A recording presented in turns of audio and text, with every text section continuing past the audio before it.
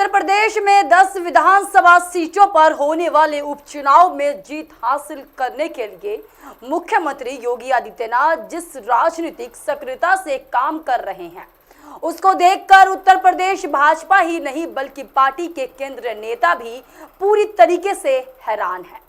आपको बता दें, हाल ही में मुख्यमंत्री ने अपने मंत्रिमंडल के कुछ साथियों के साथ बैठक कर उन्हें इन सीटों पर जीत हासिल करने के लिए कुछ जिम्मेदारियां सौंपी थी। बता दें, लोकसभा चुनावों में उत्तर प्रदेश में भाजपा को जो नुकसान उठाना पड़ा, उसके चलते मोदी सरकार स्पष्ट बहुमत से पीछे रह गई और राज्य में योगी आदित्यनाथ की विजेता वाली छवि भी प्रभावित हुई है। इसके अलावा योगी को इस बात की भी चिंता है कि लोकसभा चुनाव परिणामों ने अन्य राज्यों में उनकी छवि को भी प्रभावित किया है। बता दें, उत्तर प्रदेश की कानून व्यवस्था को देखते हुए अन्य राज्यों की जनता अक्सर योगी जैसे मुख्यमंत्री की मांग करते हैं। योगी आदित्यनाथ की बुलडोजर नीति का अनुसरण कई राज्यों के मुख्यमंत्री कर रहे हैं। यहाँ तक कि बच्चे बच्चे योगी आदित्यनाथ को बुलडोजर बाबा के नाम से पुकारते हैं।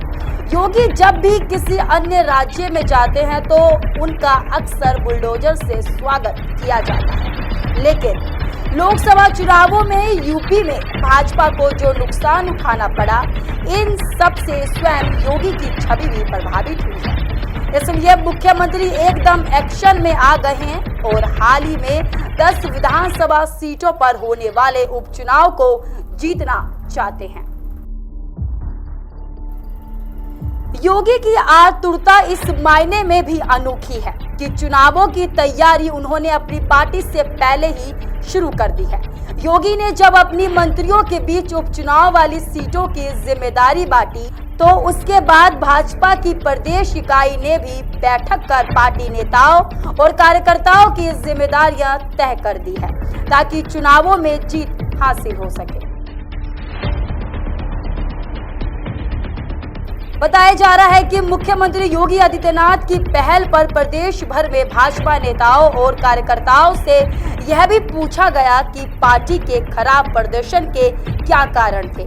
बताया जा रहा है कि अब तक मिले 50,000 सुझावों के आधार पर एक रिपोर्ट बनकर मुख्यमंत्री को दी गई है, जिसके बाद योगी आदित्यनाथ फूंक कर कदम रख रहे हैं। यूपी पुलिस भर्ती परीक्षा का पेपर लीक युवाओं के बीच नाराजगी का एक बहुत ही बड़ा कारण था। इसलिए उपचुनावों की घोषणा से पहले ही पुलिस भर्ती परीक्षा की नई तारीख घोषित कर दी गई है। बताया जा रहा है कि उपचुनावों की तारीखें सामने आने से पहले कई और बड़ी घोषणाएं की जाएगी, जिससे माहौल पूरी तरीके से बदल सकता है। मुख्यमंत्री योगी आदित्यनाथ, प्रदेश भाजपा अध्यक्ष भूपेंद्र चौधरी, राज्य के दोनों उप मुख्यमंत्री केशव प्रसाद मौर्य और ब्रजेश पाठक की इस सप्ताह दिल्ली में पार्टी के केंद्रीय नेताओं के साथ बैठक भी होनी है, जिसमें प्रदेश में भाजपा को फिर से मजबूत करने का रोड मैप प्रस्तुत किया जाएगा।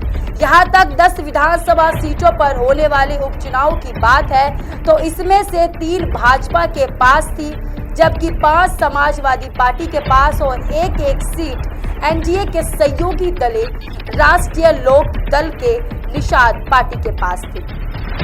बता दें आपको, भाजपा का प्रयास है कि लोकसभा चुनावों में बड़ी ताकत बनकर उभरे। अखिलेश यादव की समाजवादी पार्टी से 5 सीटें उपचुनाव में छीन ली जाए। देखना होगा कि योगी इस मिशन में कितना सफल हो पाते हैं, क्योंकि अब मसला सिर्फ भाजपा या एनडीए की जीत का नहीं बल्कि योगी की प्रतिष्ठा का भी बन गया है।